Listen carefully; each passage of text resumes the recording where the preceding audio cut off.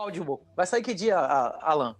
O Audible, eu tô vendo aqui ainda com um dos usuários, um dos leitores que nos procuraram para vai fornecer o serviço dele gratuitamente para tá narrando o livro e também disponibilizar lendo também no canal no YouTube também, o Audible.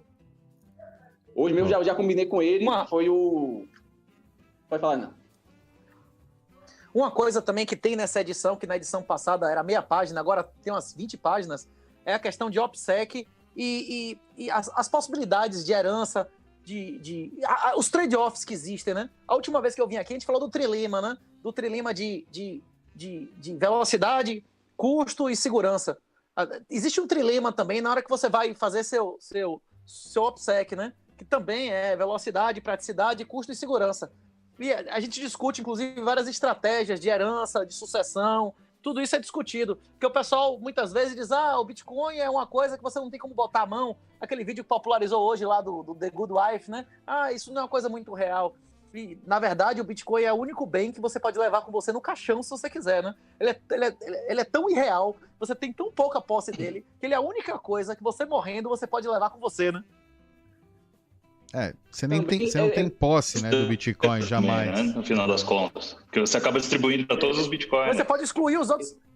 Não, você tem as chaves, você não tem a posse física, mas você tem as chaves que lhe dão acesso a uma coisa. Se essa chave não for passada a ninguém, não existir mais na memória e registrada em lugar nenhum, ela foi com você, não é isso? Pra onde você for, não sei, seja lá pra onde você for, pra cima, pra baixo, pro lado, pra lugar nenhum, ela vai pra onde você for, não é isso ou não?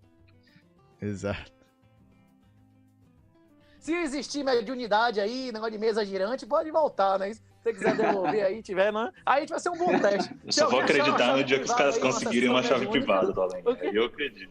Não, é o... Sessão mediúnica, psicografado, BC1... O Ralph Finney tá congelado, né? O Ralph Finney tá congelado. Na cama de criogenia, né? Porra, e tendo... Imaginando que o cara pode ter na cabeça a chave pra muito Bitcoin, de repente é um incentivo pra, vamos ver se a gente consegue trazer o cara de volta. Tem um incentivo econômico, tem um estímulo. Você lembra quando a gente falou isso lá no passado? Existe incentivo para destruírem também a Alcor, que é onde está guardando a cabeça do cara. É verdade, os bitcoinheiros têm incentivo, é verdade. Pensando que é inflação. Tipo assim, o estímulo maior é de recuperar, porque se você recuperar só pra você. Se você destruir ele, valoriza todo mundo diluído. O problema de Olson, não é isso? Que os benefícios diluídos, os benefícios concentrados, né? Exato, por isso que a gente tem que destruir aquela merda.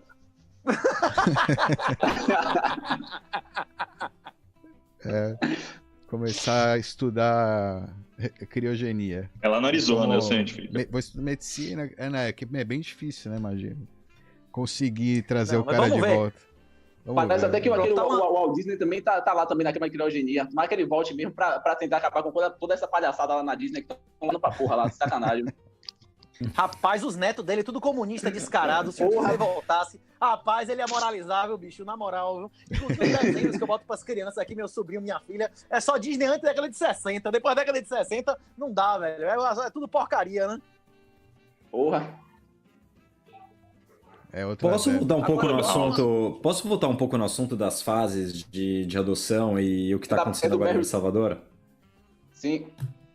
Inclusive, para quem quiser procurar mais sobre a fase, são as 5 fases de Barry Siebert. Lá, aquele cara lá da Grayscale. Inclusive, a população brasileira espera que o Bonobo, né, que é a putinha do PT, agora no dia 7, vai fazer a revolução aqui no Brasil, que vai limpar o STF. Pronto, ganhamos agora o banimento já no YouTube. Já vai cair o vídeo do ar, já. Valeu, pessoal. Por quê, porra?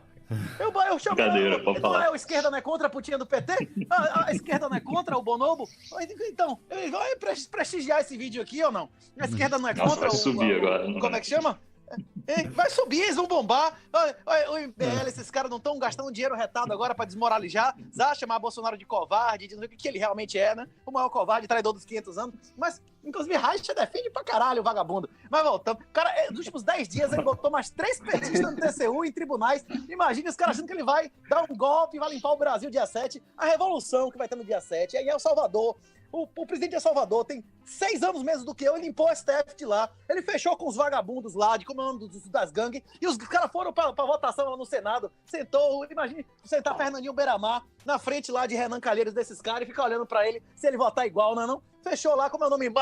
Matrucha, como é o nome das gangues lá? Caiu metade a mortalidade. Olha que fechou.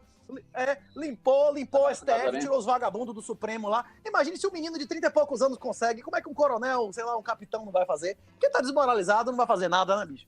A revolução que a gente vai ter no dia 7 é o Salvador, porque Salvador limpou o Supremo Tribunal como o Brasil não limpou, né? Peraí, mas você acha que é uma...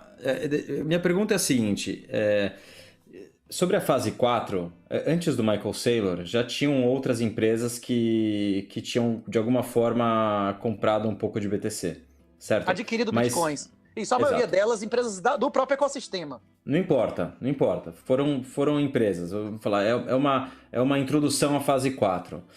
Mas me parece que com a entrada do Michael Saylor, realmente aí é um momento de inflexão nessa fase. Alguém que não só entrou com uma grande quantidade... Alavancando, enfiando. Como começou alavancando, e também alguém com uma grande capacidade de vocalizar, de se posicionar, de se expressar, de explicar. Então acho que ele, de certa forma, serviu como esse ponto de virada e de entrada realmente na fase 4. Ponto. Na fase 5... a gente teve aí El Salvador. E aí minha pergunta é, você acha que El Salvador e o Nayib Bukele, ele representa ou tem o potencial para ser alguém similar ao que foi Michael Saylor para a fase do institucional? Ou qual você acha que é a estratégia dele? Você acha que ele realmente tem tá usando isso como uma ferramenta para negociar com o FMI, com os Estados Unidos? É um teste, é algo... Qual que você acha que é o plano dele? Especulando. A fase 5, pelo menos que eu entendi, né, do artigo lá de 2012 do cara lá que fez inclusive o acordo lá do Segwit, como é o nome do cara? Como é que se pronuncia o nome do cara lá das fases? Isso. Pelo que eu entendi, a fase 5 é quando os governos disputam para adquirir BTC. Se ele vai adotar a BTC como moeda ou não, isso é relevante para a fase 5. A fase 5 ainda não começou. A fase 5 vai começar quando os governos começarem a acumular BTC, como o Saylor está fazendo. O presidente lá, o Bukele... Mas ele não tá adquirindo 150 milhões comprando... de BTC?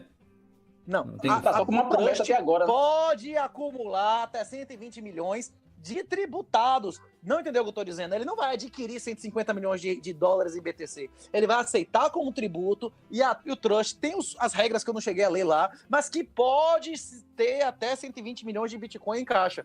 É um trust pelo menos que eu entendi, que é para gerir a grana que seja tributada. Ele vai tributar em BTC se ele aceitar Bitcoin como tributo? Você entendeu o que eu disse, Irmão? Ele não vai aceitar Bitcoin como tributo ou não? Por exemplo, Tsug lá na Suíça, né, Tsug, que chama lá o Crypto Valley, eles aceitam Bitcoin como tributo há 3 anos. Só que eles têm um regulamento lá que o negócio vai direto pro gateway, ele recebe na moeda suíça. Ele não tem Bitcoin em caixa.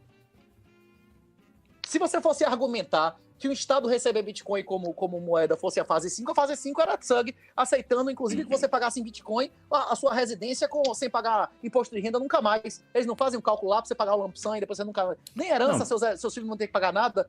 Não tem um negócio desse lá, tem uns 3 ou 4 anos já? Sim, não entramos na fase 5, mas qual a estratégia? Mas na pré-fase 5, o que você acha que são os planos do Nayib Bukele? O que você acha que ele está planejando? Qual a estratégia dele? Como a minha estratégia dele é mesma de todas as pessoas do mundo, maximizar a satisfação, e de todos os políticos, aumentar a riqueza dele e a popularidade dele. Se você é um político em um país que não tem emissão de moeda própria, a sua perda adotando Bitcoin é quase zero, você só está incomodando os vagabundos sindicalistas de banco, não é isso? É meia dúzia que você tá... O principal cabeça lá do protesto tinha 600 seguidores no Twitter, um merda, não é isso? Tipo assim, pelo amor de Deus. E daqui a 2 ou 3 anos, quem não mexer no Bitcoin vai ser eternamente grato a ele, né? Ou ele tá recebendo $200 de presente de Bitcoin. O cara que for lá... Porque ele tem um timing impecável, né? Porque se ele tivesse feito isso no fim desse bull market...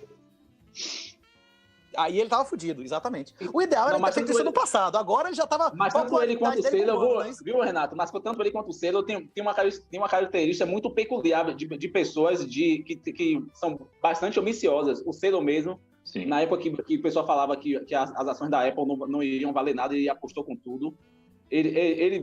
Essa característica peculiar de ambição, de almejar o ir para frente, é isso aí que fez tanto ele quanto o Saylor alavancarem, né, apostar.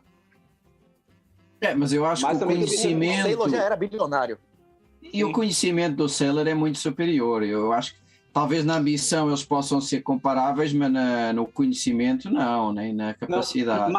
Mas o Saylor tem idade para ser pai do cara, velho. Não, mas desde a eleição do cara lá, ele já fazia bastante barulho lá. Tanto é que lá, quando teve nas últimas eleições, o pessoal já dizia que é o presidente que se comunica pelo Twitter, que estava movimentando lá. Bem antes de tudo isso aí, o Bukele, ele já fazia...